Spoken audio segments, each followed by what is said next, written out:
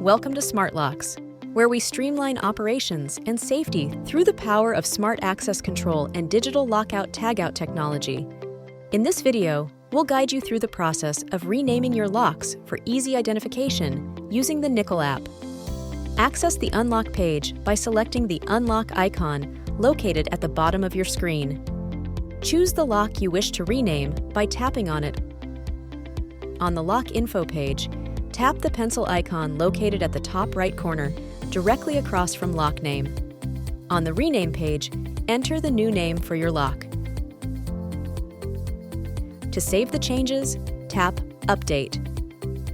And there you have it. You've successfully renamed your lock. Personalize your experience and make managing your locks a breeze with Smartlox. If you have any questions, feel free to reach out. See you next time.